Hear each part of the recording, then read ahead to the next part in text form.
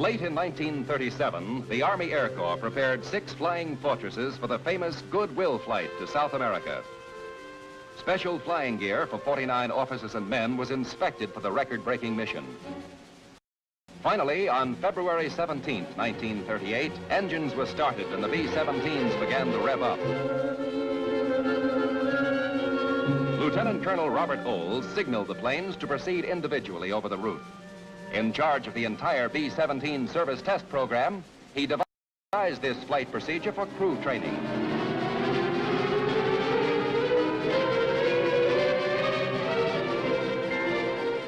Rendezvousing at each day's objective, they engaged in the only formation flying of the trip. In this way, the navigational proficiency of the personnel was fully tested. After visiting Argentina, Chile, and Peru, the bombers returned to the United States and sat down at Langley Field, Virginia. The roster of the Goodwill pilots sounds like a roll call of America's World War II air leaders, because among them were Caleb V. Haynes, Harold L. George, and Curtis E. LeMay.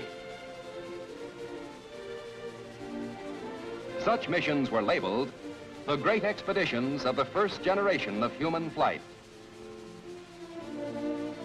Later, Secretary of War Harry Woodring led a party of us, including Generals Arnold and Emmons, to honor the 2nd Bombardment Group. For achieving the most outstanding Army Air Corps flight of the year, we awarded them the highly prized Mackay Trophy.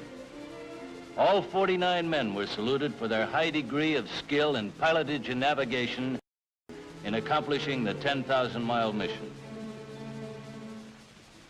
Meanwhile, with the advent of Hitler, the German Air Force came back to life. Glider clubs for Hitler youths were fostered throughout the fatherland. For the bigger boys, flying sports clubs were the attraction. First, Germany's aviation industry was ordered to build only commercial planes, easily convertible for military purposes. Then, ignoring the Versailles Treaty, Hitler gave Air Minister Goering the green light to go into mass production of fighters and bombers. America, the cradle of aviation, soon was outmanned and outplaned.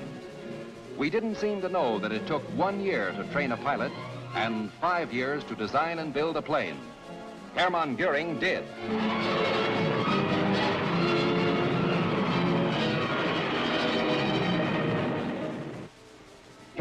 Hitler now had a powerful political weapon, and waxing Nazi aggressive ambition put it to use. Mechanized forces with 400 aircraft began to cross the Austrian border on March 11, 1938. Hitler himself followed the next day and formally swallowed up the Republic of Austria and its small air force, prelude to World War II. As a result, Major General Frank Andrews gave us orders to put the nation's GHQ Air Force on defense maneuvers.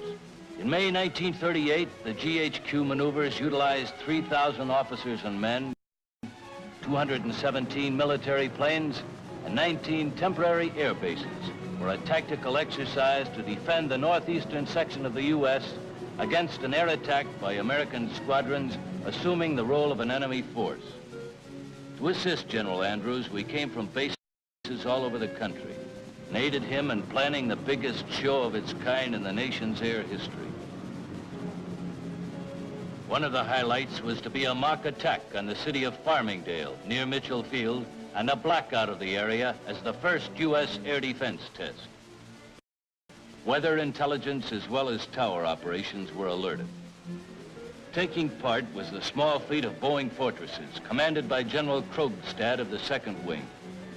A few squadrons of Douglas B-18s, the new bomber favored by Congress and the Army, commanded by General Emmons of the 1st Wing, and several echelons of stubby P-26 fighters which stepped down to treat New York's skyscrapers to an aerial thrill. Attacking bombers headed for the target, Farmingdale, home of the Seversky and Grumman aircraft plants.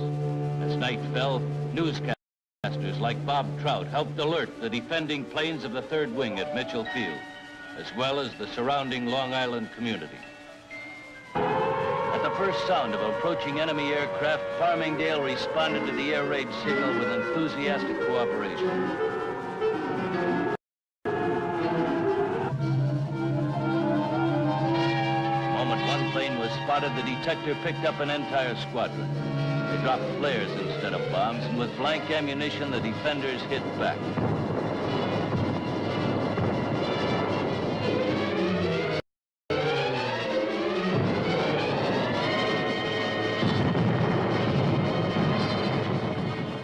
The most realistic air exercises ever held were declared a brilliant success by the defending commander, General Martin, who lost the Battle of Farmingdale.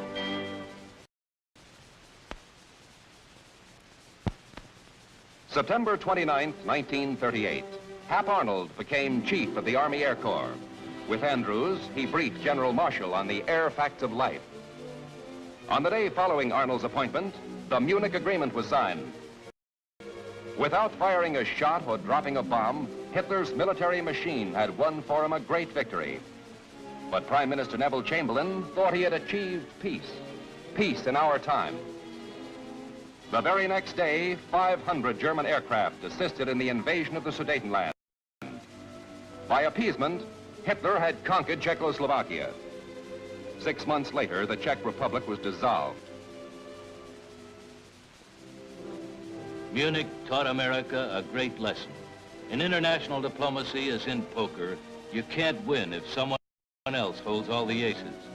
So in 1939, the Air Corps began to expand to give the nation minimum air protection.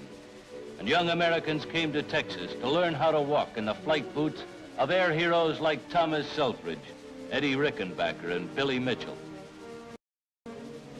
Thus, the training to build a manpower pool of reserve pilots began. Cadet requirements were rigid and the course was tough. In fact, only 50% of each class made the grade.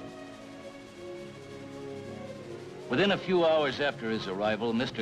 Cadet drew his uniforms, including white gloves, and was given a room, army blankets, and a rifle, which he learned to care for like a baby.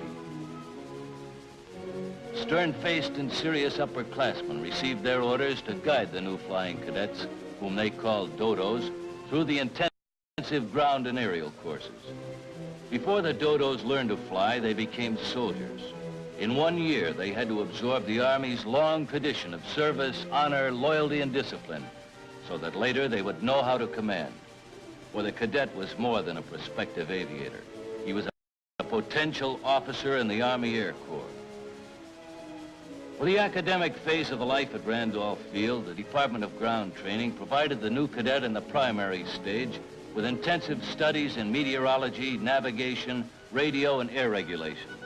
In fact, all the knowledge necessary to become the best darned pilot in the world. When we marched into the mess hall, we were anxious to hear the orders of the day. Classes which were promoted into basic training were announced by the cadet adjutant. The next morning, my new officer instructor was waiting for me when my class reported for duty. Those of us who weren't washed out thought we were pretty hot pilots. But soon after breaking ranks, we realized we had a lot to learn when we met a real flyer.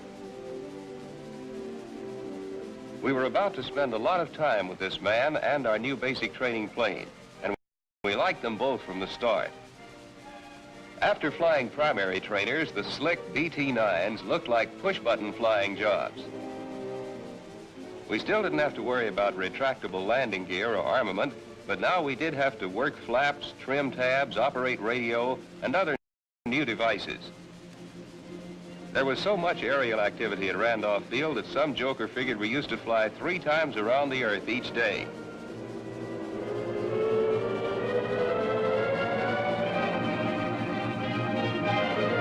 Flying formations and cross-country, we covered more square miles than there are in the state of Texas.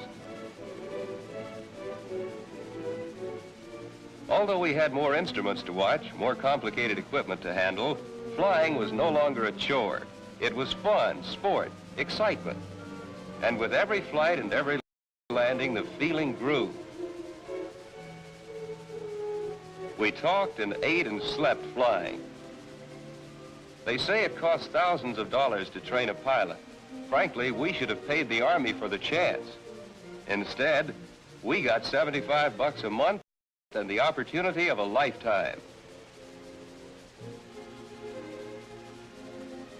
After counting our pay, we got ready for weekend leaves. Life at Randolph wasn't all work. I'll never forget the big times in San Antonio where we rushed cadet widows, the name we gave to the local girls. For the spiritual and moral side of the student's character, the city of Wings had one of the most beautiful chapels in the Army. And to build his body, there were more than enough sports to choose from.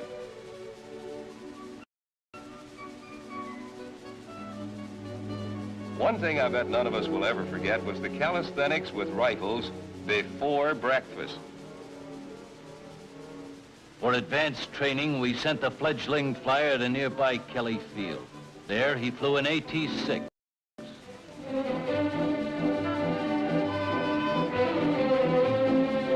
Although the 1939 Aviator was America's #1 idol, no longer was he a one-man show. That ended in 1918. Teamwork was the keynote for training, just as each cadet learned that it was the basis of all flying. The leader and his wingmen were a team, pilot and air crew, flyer and ground crew. Because in this business, every man's life was always in the hands of a team. The Germans had their secret weapons. We had some ourselves. But the most valuable weapon in our entire arsenal was the self-reliant, resourceful American soldier. Accordingly, our cadets have always received more actual flying hours than any other nation.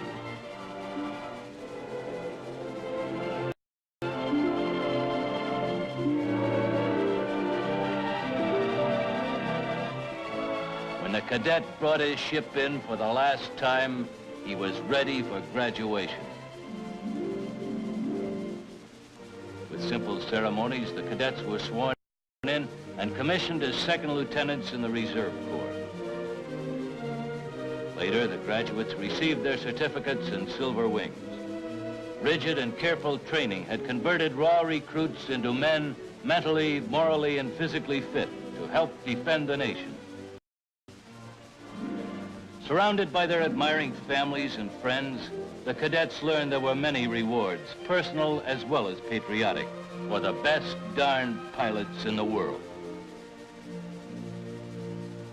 Keeping pace with the big national defense effort, pilot and other Army Air Corps training programs were marching forward to create air preparedness. When the new expansion program was finally put into operation during this prelude to war, the few hundred graduates of 1939 were but the vanguard of a great army of Americans learning to fly in defense of the United States. The goal of the Air Arm has not been to create a large standing army of service flyers, but rather to build up a reserve of trained personnel upon which it could call in times of national emergency.